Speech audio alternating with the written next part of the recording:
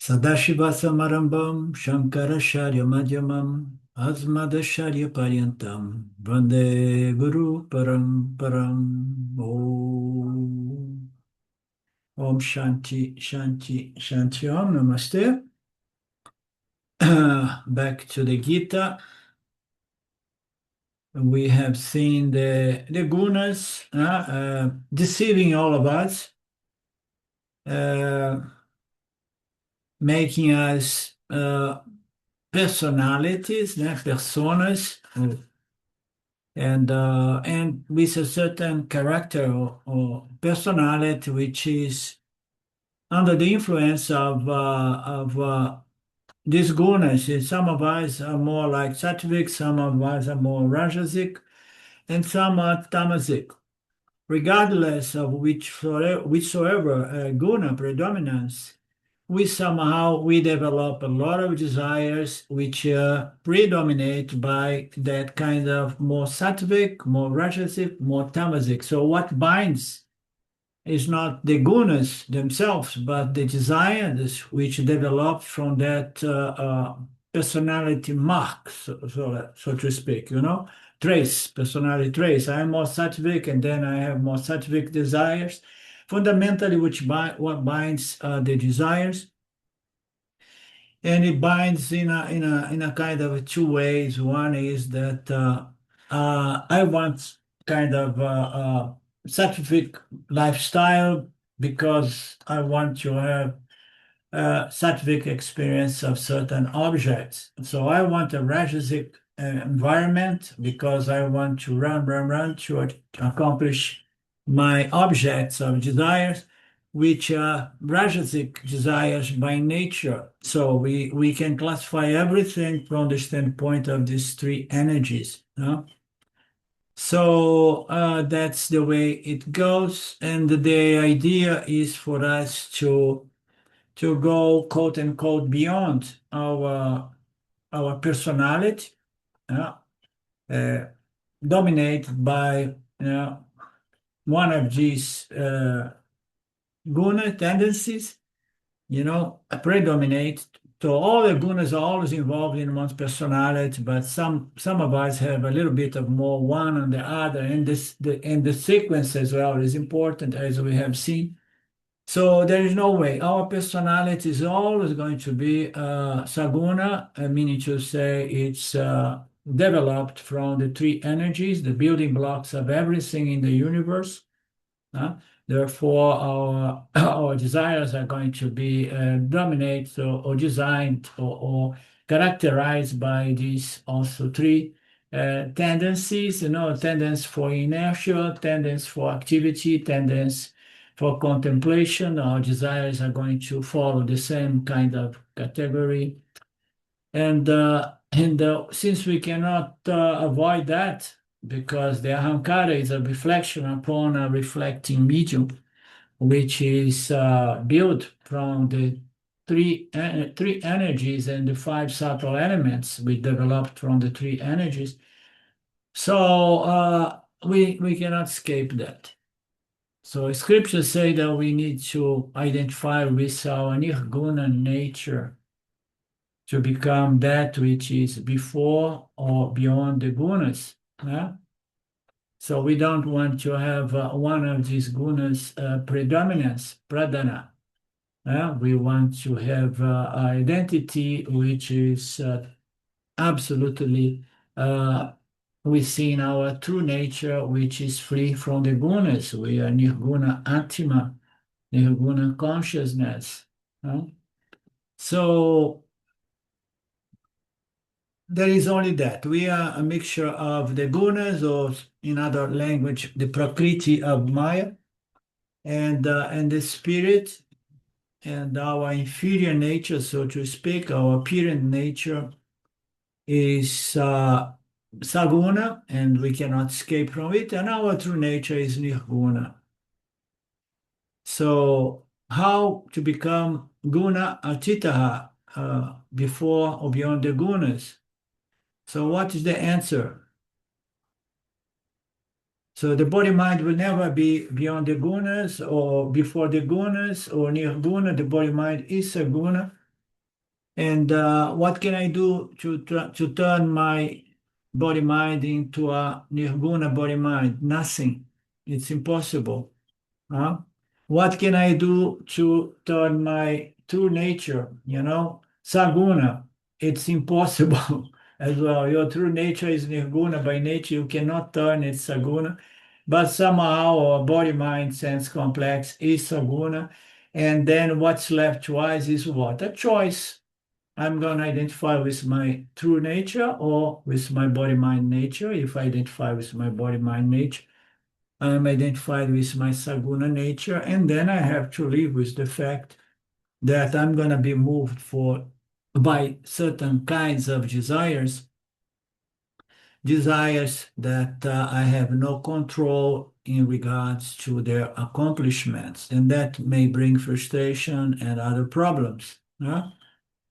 So the point here Swami is building is that there is nothing we can do to become a guna tita except understanding our true nature as nirguna atma. Nobody becomes guna tita. Therefore, the very question is how to become guna atita is wrong. Uh, so let me change the color here.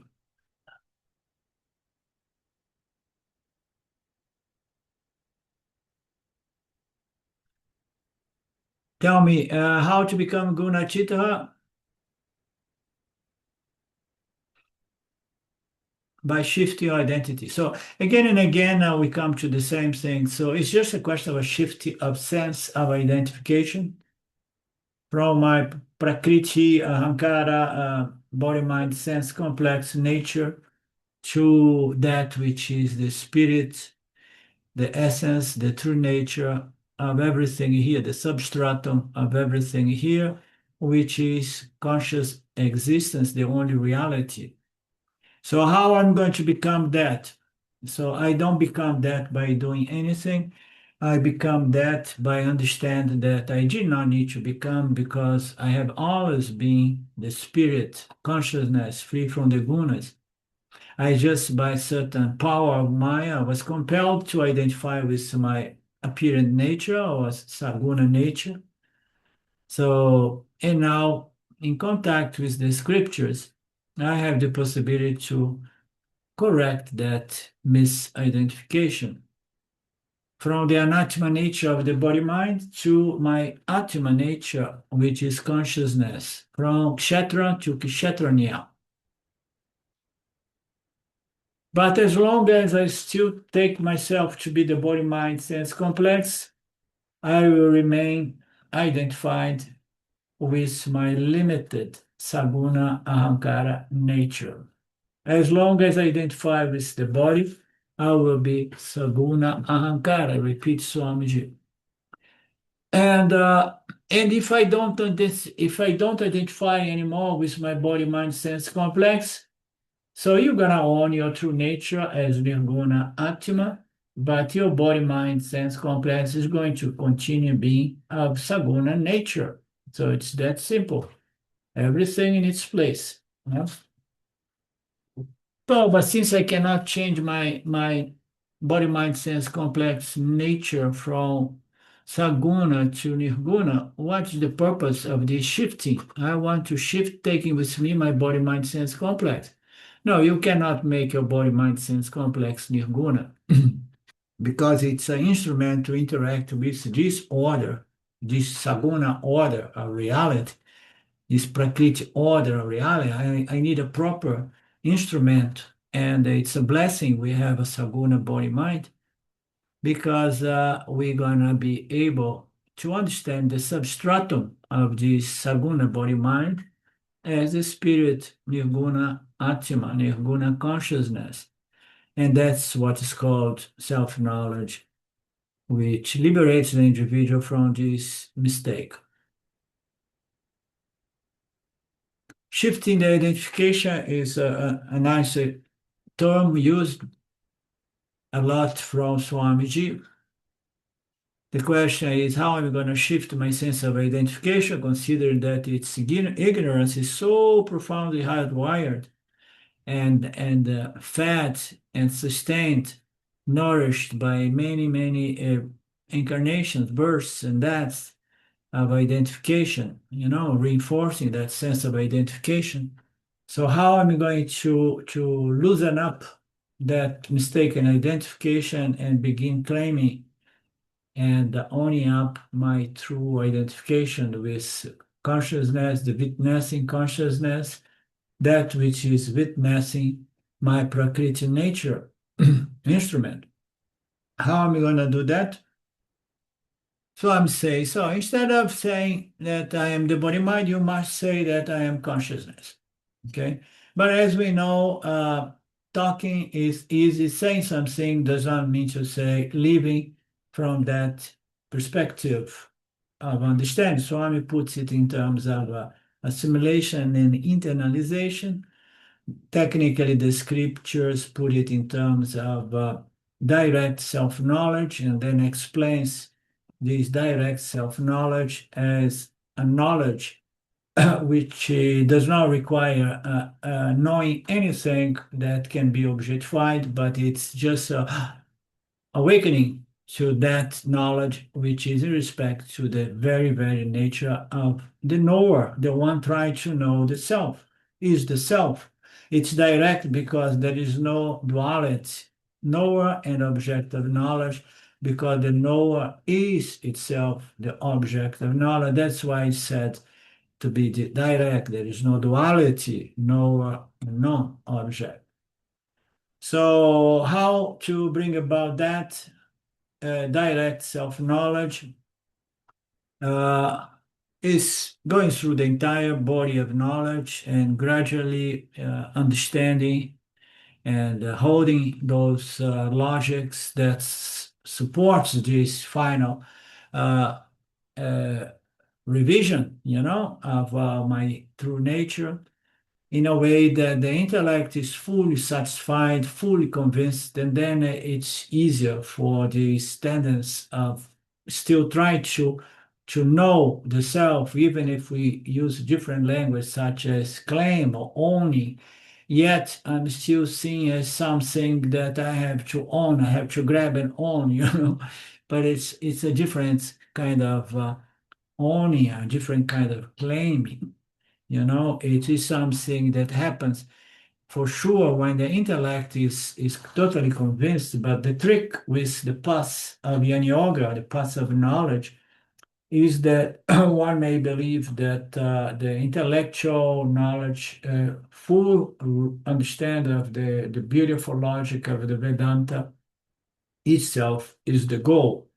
So one needs to hold that honesty, integrity, to wait and rest even after a very strong conviction and agreement with everything that the scripture tells us. Still one has to rest in that understanding, that conviction, waiting for the grace of the Lord to somehow trigger that direct seeing, direct understanding, direct experience of the self as Aham Brahmasmi. So all this knowledge, they help to create the proper soil environment on which this search comes to an end by one's understanding that I am what I'm trying to own, I am what I'm trying to claim, I am what I'm seeking, and so on, as we have heard over and over from different spiritual circles as well.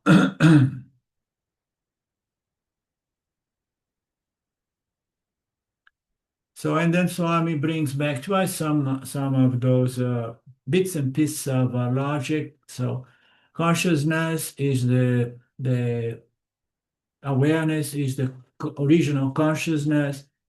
It somehow it vivifies and animates the body mind. The body mind is like a vestment or an instrument or a role that we play. Consciousness plays roles, In society, we have to act, we have to bring into the picture the context so that we play the proper roles. We cannot behave as we behave with our children, with our boss in the office, or with your wife or husband.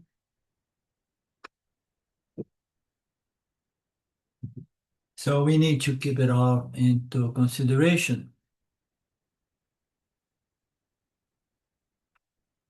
So the knowledge has to be remembered every time we move in a situation in which we have identified with the body mind and its roles, and then we better have this knowledge already somehow alive in one's intellect so that so as a matter of we just remember the teachings or apply the teachings and bring the teachings so that it can offset that again and again those moments of forgetfulness of what the scripture has presented me with, and I fully agree with whatsoever the scripture presents to me.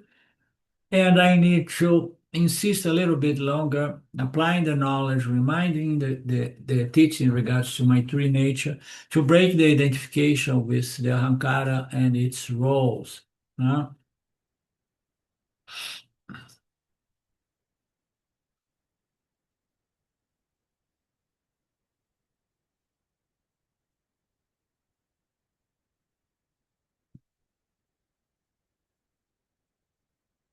And this has to be done in a way that we don't identify with the role, but at the same time we take in consideration the role and we do a good job with my ahankara in respect to that role. And then there is a certain degree of identification, but a smart, a clever, wise identification. So I identify with my ahankara, my body mind, and its roles, in this role, in this moment, so that I can observe the Dharma and act in harmony with the Dharma, doing my Swadharma and doing this or that. So, but in the background, the identification is never strong enough to the point of become a blind identification, but it's just a superficial identification which allows us to live in accordance with our roles. Uh, in an adequate kind of mode. I keep thinking about the way Swami Paramartananda calls it neighborization. You just behave toward the ahamkara as if it is your well loved neighbor, Yeah, take care of it, yeah. but I heard about but it. not you. Yeah. So, Yeah. So it's a way to say that you have to have an objective view of your ahankara, but you need to be gentle and generous, not try to be aggressive or violent or try to kill the ahankara or kill the ego, kill the mind. No, you just behave in a proper manner. And if you behave in a proper manner, taking this what Lin has said, so if you have a good attitude to ahankara, you're gonna have a good attitude to others as well. You see your ahankara objectively, and then you are gentle and you are generous. You don't reject it. I mean, because we all have our idiosyncrasies, and you just accept that, and then you go about keep an eye living and through this ahamkara, and whenever there is some inadequate kind of uh, action or attitude, you can correct. The easiest thing is to correct one's how you say, we got mistakes. It's just to say, oh, I apologize, I'm sorry. For a moment, somehow, I got a little bit uptight and I just overreact, and it was not smart, it was not wise, it was stupid. So please forgive me. And let me know if there is anything else I can do so that you forget and forgive me. You want me to wash your dish, so I'm coming to wash your dish for as long as you promise me that all is good. No, but I hold resentment. Then let me hug you for 5 minutes to see if you forget and do not hold any resentment. So, I used to say that if there was something positive about me, because I was very emotionally explosive and violent for different reasons, but I was always asking forgiveness.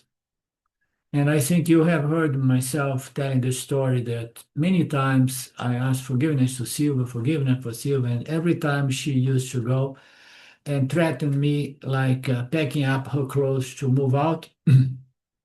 And then I would go to her and say, please, please forgive me, forgive me, forgive. I will never do it again. I will never do it again. And then it would happen again. And then one day I told her, you probably heard already the last piece of this story. One time I was so tired of frustrating myself and giving her false promise. One time I came and I said, you know what? It happened again. I'm sorry, but I'm not going to promise you anymore that it will never happen again. So if you want, pick up and leave. But I'm still trying to do my best. So it's a good thing. You can always try to make some amendments, try to expose. The worst possible thing is to try to be righteous. That is the most irritating, the most dividing, splitting people.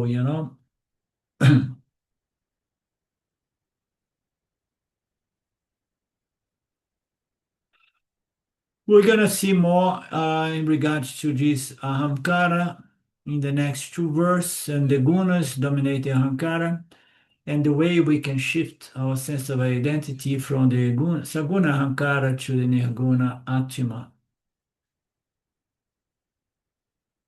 So Swami, beginning here, start presenting again the guidelines of what we have seen. Sattva guna is influence one's with desire to contemplate and know, and Rajoguna activity, and he requires an infrastructure for activity. So the tendency and the setup one would like to have it. And Tamoguna is going to be conducive for laziness and sleep.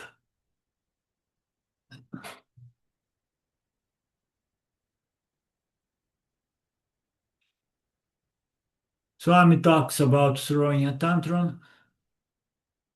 So if things are not our way, we get disturbed because we are totally identified with our desires and fears.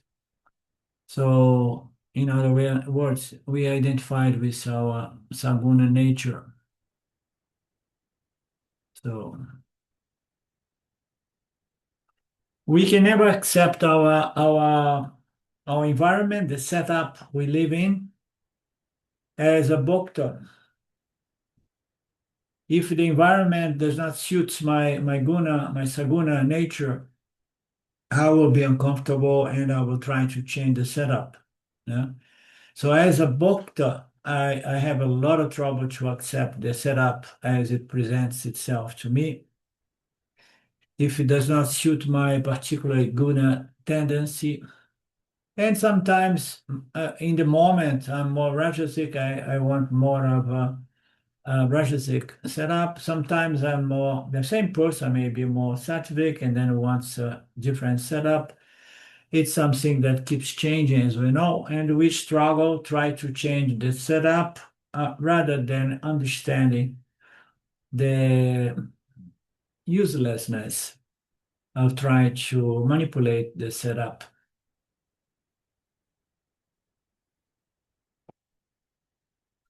Otherwise, I keep trying to change the setup or living the struggle of either pravriti or nivriti, looking for a setup or try to change my setup or moving away from my setup. If I live in the countryside and I find myself to be too rajasic for that setup, and then I'm gonna try to run away from that setup, and it does not cross my mind that I need to somehow work on my mindset, okay? And then that's a problem. I want a favorable setup, meaning to say I want to live in an environment that conforms my guna nature, my saguna nature.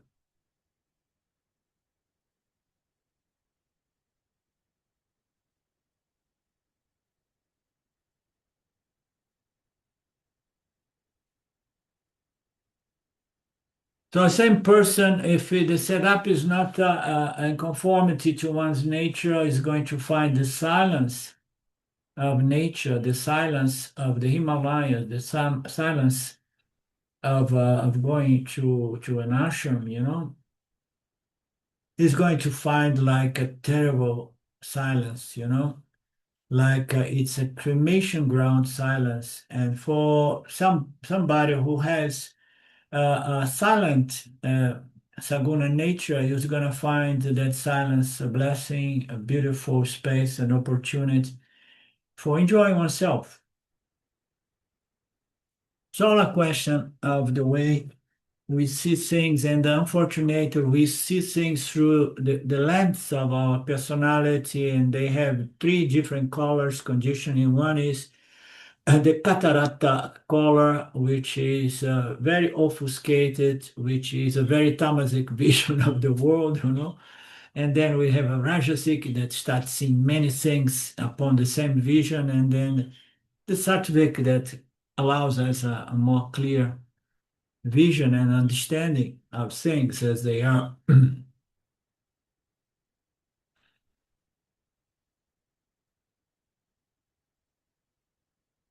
Therefore, as a bhakta, I divide my environment into favorable and unfavorable. Favorable to what? To my desires. What kind of desire? Whatsoever. Rajasic, tamasic, or sattvic desire. But when I have my desire, I want the setup to conform itself to the nature of my very desire.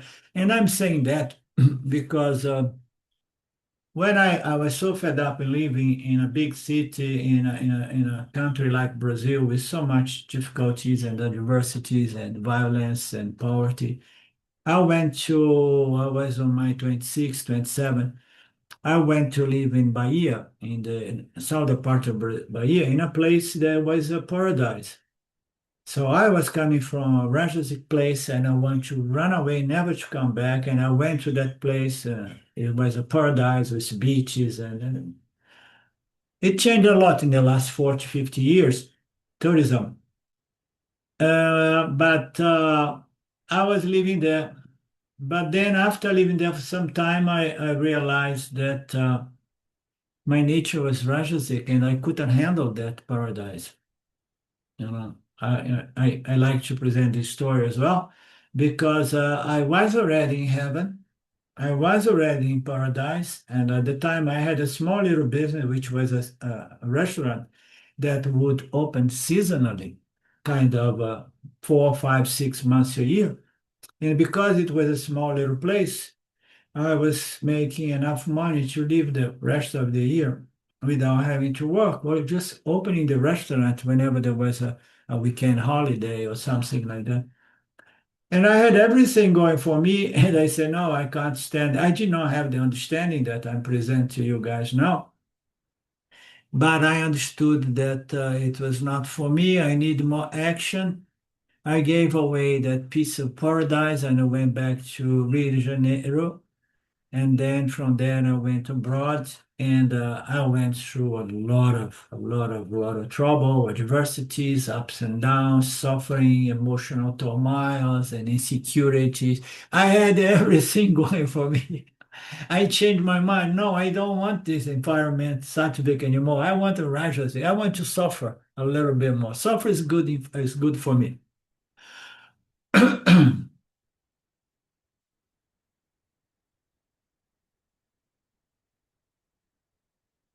So, and then as a Bhakta, I'm not happy with my environment, such as in my case when I was young. And then I said, no, I have to change my environment. And then whenever there is need for change, I need to become a carter. And then I had to find a buyer for that little piece of business that I had there that was seeming almost impossible, but somehow was manifest. And I won't believe it. So I managed to find someone coming from another state of Brazil, dreaming with a sattvic lifestyle. And he gave me the keys of his almost new car. I exchanged my business with a car. And then I put my son and my ex-wife in the car, and we went back driving very happily to the hell of Rio de Janeiro, having no job, no money almost, So, as a Bhakta, I am not satisfied. And then I have to become a Karta, and then I go through a lot of actions to change my environment because I have desires that changed its nature. So that's how it goes. Adjusting dissatisfied bhakta becomes a karta, active karta, and again, this active karta becomes again he begins a karta, and in short, he never allowed to think of its higher nature. So the karta become a bhakta becomes a karta, and there it goes. And one's personality, which can be seen in these two modes, as an experiencer of the result, so a doer of actions to change my result. So as a bhakta and a kata, one goes, the only common ground is dissatisfaction, okay? And then one never comes to consider the idea that the way out is not as a kata or as a bhakta, but by understanding my nature, which is beyond the doer and the enjoyer. No? And that's the Vedanta process, the process by which slowly but surely we start dissolving this sense of karta, bhakta, the doership and enjoyership, sufferership, you know. So you're gonna go beyond that to the degree that I understand the teachings, I internalize the teachings, and I hold my knowledge. I am of the nature limitless consciousness. I am by nature a karta and a bhakta. I am the conscious witnessing principle, well, witnessing this ahamkara, its natures and the way it interacts with the setups presented in the world by my by my karma, parabhada karma. So the three gunas keep this person busy in this way, slave in this way. No wonder is a samsara chakra. You are tied. There are so many ways for us to understand this samsara chakra. One of them is on the macro level, is a eternal cycle of birth, growth, olding, aging, and dying and rebirthing again. So this is a cycle. Another cycle is just this one. Is all through one's life, I go from the karta to the bhakta, from the bhakta to the karta, all through trying to adjust my environment to match, to conform my desires. And meanwhile, my desires keep changing. The environment keeps changing. It's an impossible mission that produces a lot of suffering, as we know.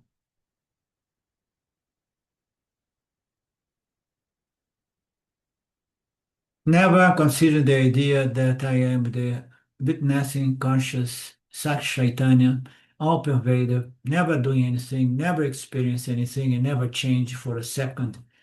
I'm never allowed to understand this, so I have no time and I have no merits to bring the scriptures and the Guru to me. So therefore, the question of internalizing, claiming, and owning my true nature is absolutely out of question.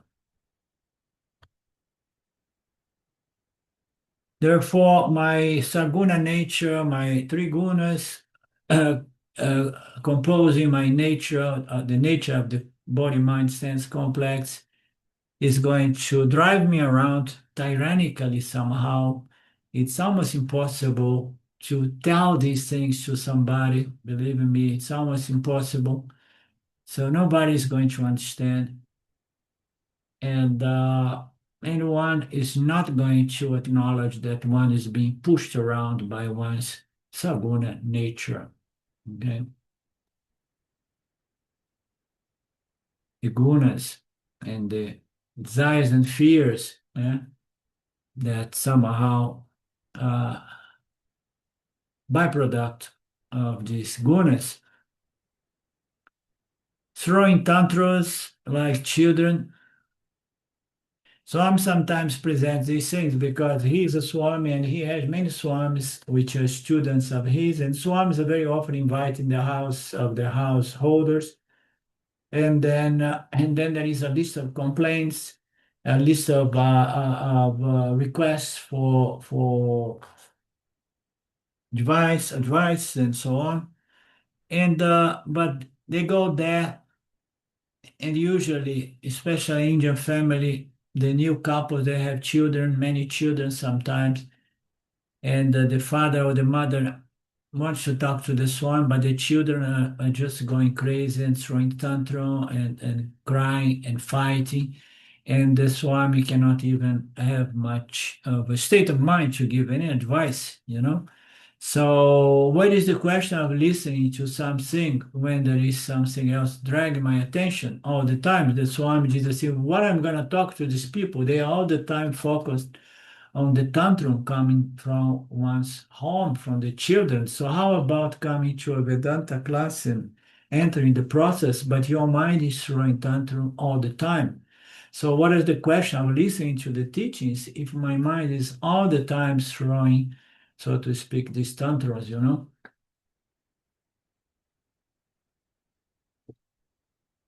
There will be no attention. Similarly, my saguna physical body, my saguna body mind, mind as well, keeps me busy all the time. So I have a saguna body mind, and of course a saguna setup. This is of course, and it keeps me busy all the time. So either try to keep a certain environment that is is conform to my saguna nature, or try to change the setup because it's no longer conform to my saguna nature, and the business goes on, and I can never think of the scriptures. Most people, 99.999, never heard about these teachings. And even some people hearing these teachings, such as the case of these families that the swamis in India go to visit from time to time. So people have heard about that, but still it is all the time shifting from I am the cat, I need to do something, I'm a bhakta and I'm not satisfied with the results, and so all the time, and there is no real proper mental state to contemplate on these teachings. So one is going to be busy in deha abhimana. The identification, what is the Deha Vimana? Refresh my memory, please. Identification with the body. With the body. Therefore, Krishna said the human section is tied down to the physical body. The witnessing consciousness, it never comes to the picture. It's too subtle, and the mind is too gross.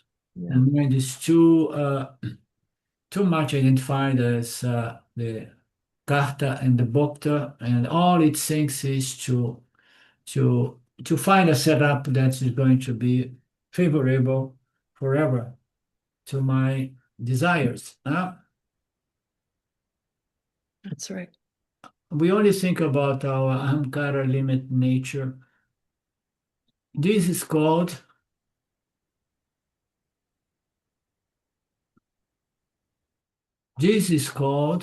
Guna dragging the Sakshaitanya to this Ahankara level, and by adjusting the setup, you are never going to improve the situation.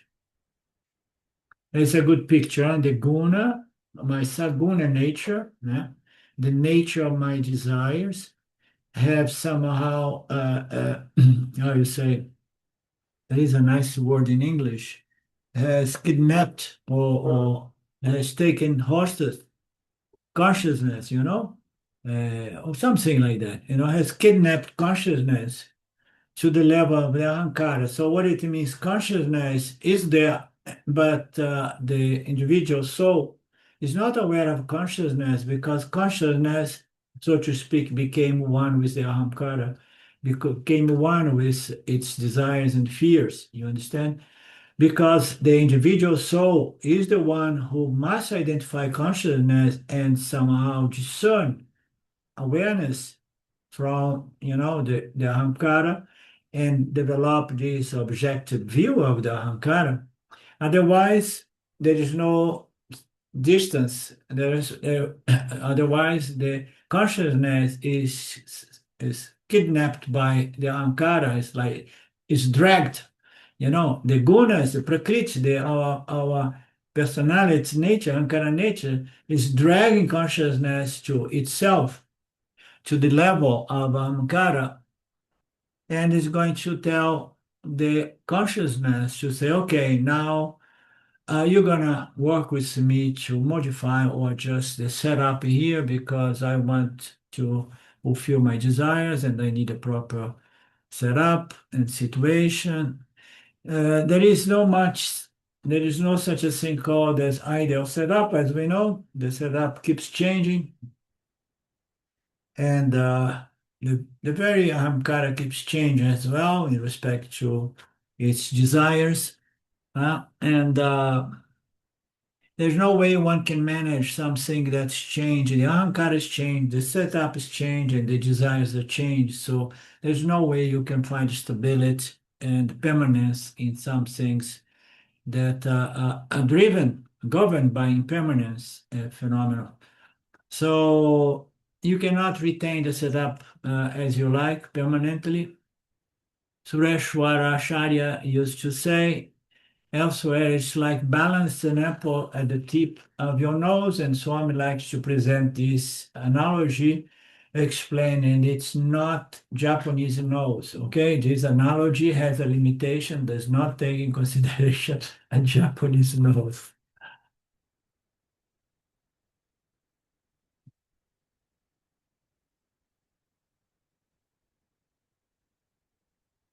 It's a eternal struggle. We know, we have been there. And this, a few people understand and come to the conclusion that the only remedy is transcending the Saguna Ahankara nature. This is the only remedy, and again, we go back how to transcend, and transcend is a trick word, as we know, because I cannot make my Saguna nature Nirguna, and I cannot make my Nirguna nature Nirguna because it's already Nirguna. I have to understand that I have a Nirguna nature and a Saguna nature. I have a Satya nature and a Mithya nature, and I should not make any confusion between both. Keep them in their place, not superimpose Mithya in Satya and Satya in Mithya. So that is the key. That takes some time to understand. I don't transcend, I don't change anything, but there is a certain transformation that is required. And this transformation is very interesting because it involves cultivation and development of a more sattvic personality. Okay. And that is the trick. It's not that you can throw away the teachings of the gunas and they know I'm already nirguna, I'm already guna tita, and so I just need to remember this, and own this, like a student or a few students of mine used to be saying things like that. No, what is my sadhana? It's claiming, claiming, claiming. Claim what? Aham Brahmasmi, Aham Brahmasmi, Aham Brahmasmi. No, it's not the way to go. You understand? So the body mind somehow has to shift its identification, and for that it needs to go through a transformation. As a transformation comes about more easily through the teachings of karma, dharma, upasana yoga, and then later on Shravana, Manana, and Jijasana with the help of the Guru. Okay, so that's the way to go. We need more sattva guna. So our goal is not to be identified with our saguna nature. Sorry, we need more sattva guna. Our goal is not to be fully identified with our sattva guna nature. Our goal is to understand our nirguna nature, but for that I need to cultivate and develop a more sattvic personality, more sattvic ahamkara. Okay, so that's the trick. And how sattvic? 100% no, it's impossible. We are made out of the three gunas. There is not a single moment that the three gunas are not operating within our body, mind, sense complex. We need to just develop a little more sattva guna, and so that I can stay with these teachings to the extent that I not only understand, but I internalize to the point that I see my life being transformed. So ahankara is the nature of the body, mind, sense complex, is a prakriti nature of the individual, my guna nature. And then so I'm saying something here, even the Mahayanis, so the absolute yanis, the super yanis, the super Mahatmas, you know, they will have the three gunas operating in one's body mind. Everyone has the three gunas, and then he goes to the extent here to say they live in Shwara. So nirguna mind does not exist at all. 100%. Nirguna mind does not exist at all. 100% sattva guna mind does not exist at all. What exists is a certain balance with a certain predominance of one of these three energies. Even Mahayanis will have the three gunas. There is no such a thing as a nirguna mind. The Yanis mind is saguna, of course. Have no doubt about that. We live in the Prakriti order of reality in which the gunas are the building blocks. Therefore, our body mind is constructed from these building blocks. They are all over in our cells and our subtle body. Mind, Yanis or Anyanis, or even Bhagwan's mind, Ishwara's mind, which may be called Ishwara or Maya, even Maya Ishwara's mind is Trigunatimmakam. The mind will be Saguna, body will be Saguna, even the mind of Ishwara, which is the omniscience, there will be a lot of Sattva Guna. Might make no mistake, there is some Tamaguna and Rajaguna as well. That's why the scriptures very carefully put it like Ishwara is a reflection of original Nirguna consciousness in an area of Prakriti, so to speak, which is predominate by more Sattva Guna. And then we have this knowledge, that is, the whole body mind. It's difficult to talk about Ishwara because it's a being, made out of a very subtle energy, which is Sattva Guna, with some inclusions of Tamaguna and Rajaguna. There's nothing below the line of Maya, meaning to say there is nothing within Prakriti, which is going to be only one of these three gunas. But there is somehow this entity that comes, this self-conscious light of pure knowledge, which is the creator, that has so much nirguna. My take is that it has so much sattva guna that its construct can never produce a physical material body. because there's not enough tamaguna, and there is not enough energy to reduce that for some reason, because it's almost like 100% pure knowledge. Therefore, it has the knowledge of everything, the knowledge of creation.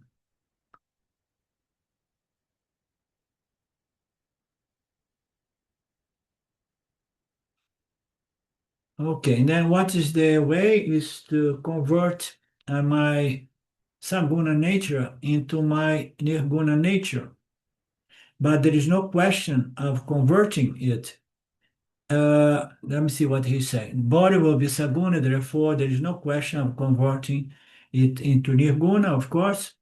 Transcending the gunas is the key, and transcending the gunas has to be properly understood because it's a cognitive understanding that shifts one sense of identification from the Saguna body mind to the Nirguna self, the true nature of everything. Then what about Chaitanya? You can never make the Chaitanya Nirguna because it's made out of Nirguna itself. It's free from the attributes. It's already Nirguna consciousness. The Atma is already Nirguna. So there is no question of making these conversions.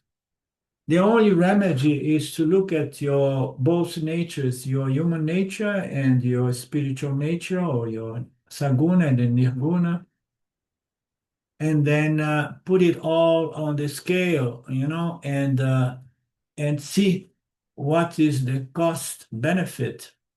O custo-benefício é uma expressão em português. Is there such a thing in English, cost benefit as well? The upside and the downside. The upside and downside of identify with my saguna nature or my nirguna nature. Okay.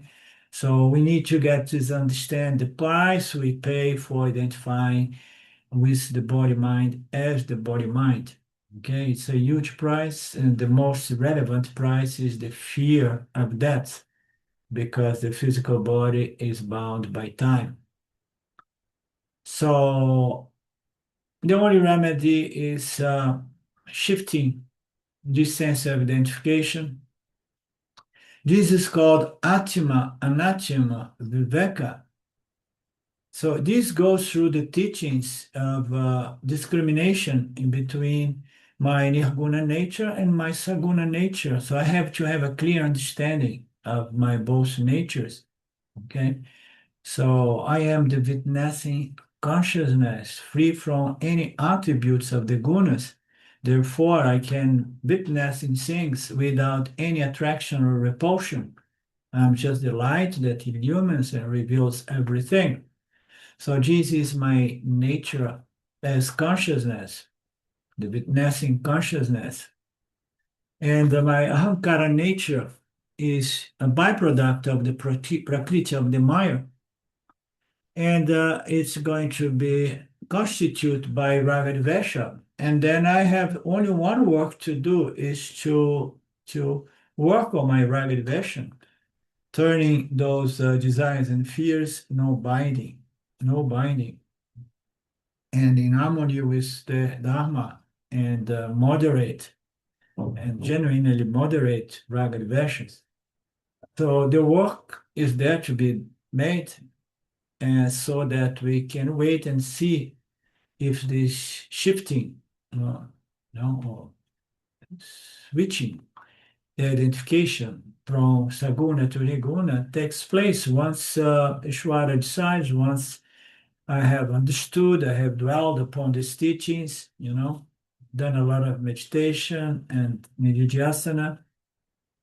So I am limitless, free, akarta, abhokta, nirvikara consciousness, and the body-mind is an incidental, temporary instrument by which I experience this delusional reality with the potential to get the knowledge of the substratum of it all and be free while it's still incarnated. I'm not a body. I am not a temporary limited body with permanent consciousness. I am permanent consciousness with a temporary body as Atma the consciousness, I am never nirguna, I'm ever nirguna, I'm ever kata, I'm ever bhokta, and this knowledge alone is the solution, right? When this knowledge is clear and it's immediate and it's direct and it's retained, not subject to forgetfulness, then we have solved the problem of samsara, which is totally based on identification with my saguna nature and the desires that needs to be met so that I do not experience mental disturbance. Mental disturbance translates as suffering, psychological suffering. Therefore, transcending the guna is depends on Atmayanam. Atmayanam depends on the Guru, Mukutaha, Vedanta, Shravana, Manana, and Nidhyasana. We have to apply all of that. All of that was said on this passage of the Gita on the chapter 4, in which did you translate this verse by any chance? The verse says, know that by prostration, no, the bowing, by inquiry, by service, the wise, those who have seen the truth, will impart knowledge to you. Very beautiful. Yeah, a proper attitude from a disciple. A proper attitude is nearly everything, and then the knowledge can flow from the guru to the student. If the student does not have a proper attitude, there will be some obstacles for the flow of this knowledge as well. We have therefore our paramparam guru upadesha and know that I am ever nirguna consciousness, and that is said here by Krishna in this verse.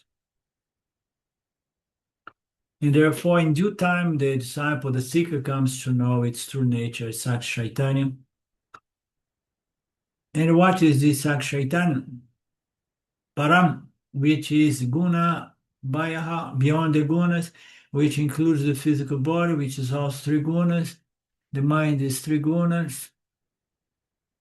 So consciousness is beyond the Prakriti body mind sense complex. Okay, so what it means, this word beyond, beyond. James used to translate it. So I'm beyond the material body. He used to say, like, I'm something other than the material body. I'm something other than the ahankara. Beyond is something other.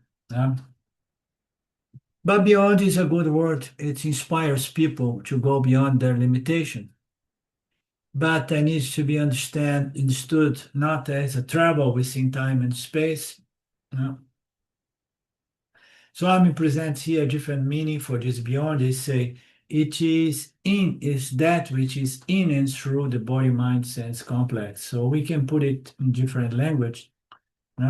Something other than the body mind, something which pervades the body mind sense complex, and it goes beyond the body mind sense complex. Again, I'm using beyond. It pervades, and it spreads itself, but it's the substratum of the body. And the different language, the substrate is a good one as well. Is the substrate something other than body mind sense complex? Yes, it's something other.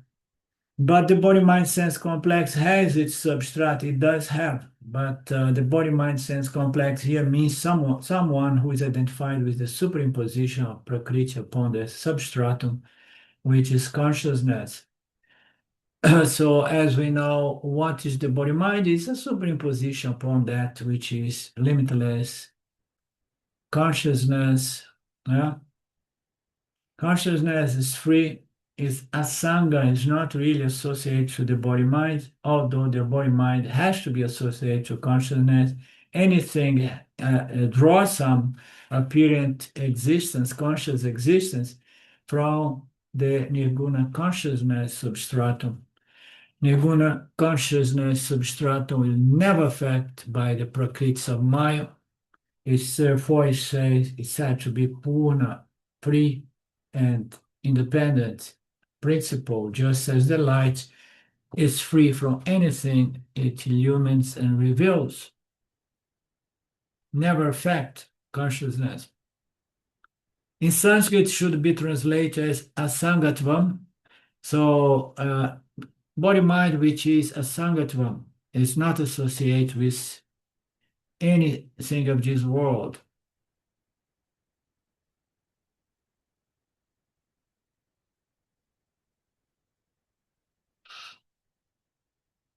Consciousness actually is in and through the Triguna Atmaka Shariram. It enlivens and the Triguna Shariram, but it's not tainted, not touched, not affect, nothing touched. And we have the example of space that is never touched by any one of the subsequent elements. It remains free from anything that unfolds from itself within itself. So is the case with consciousness. Okay, so when are we gonna meet again? Are we good for Friday? We are. Ma? Yeah, Friday's great. Okay. Om Purnamada Purnamidam Purnamudachyate Purnasya Purnamadaya Purnamevavashishate Om Shanti Shanti Shanti Om Ishwara Namaste. We meet again this coming Friday, Ishwara willing. Okay? Thank you Yeah. very much. Beautiful class. Thank you. Thank you, Alan. I enjoyed Yeah. it. Well, Yeah, great class. thank you, Mark. Thanks. Till next. Bye bye. Okay, bye now.